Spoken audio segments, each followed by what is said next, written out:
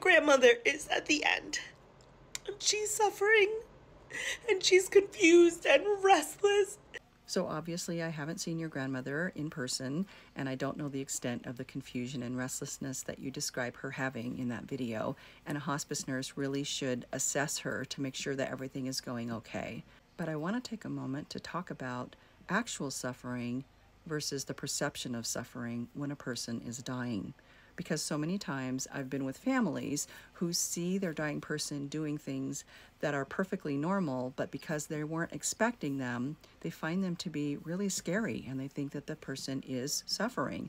Things like breathing changes, odd noises, strange colors of the skin, confusion, restlessness, all of these things that are a normal part of the dying process, but can be very, very concerning when you're seeing your dying person having those. People also have a tendency to project their own suffering onto their dying person. A good example of that is when somebody is lingering. They're just in that actively dying stage for a long time, and people are concerned that their loved one is suffering because they're lingering.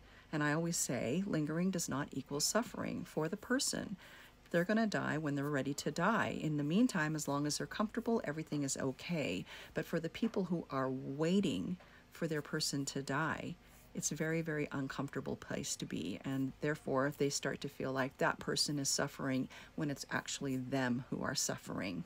And for people like you who can't be with their person when they're dying, the mind can take you all kinds of places which can make you think that they're suffering. If you're not able to see them actually going through this process, you can start imagining all kinds of terrible things, and that can be very hard as well. And I know there's a camera in your grandmother's room, and you said it's a very good camera, but it's still not the same as being there in person.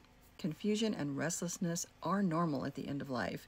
As long as she's not too upset or agitated, then everything is probably just fine. I recommend that you have a conversation with the nurse to address the concerns that you have, and hopefully that will make your heart feel a little bit better.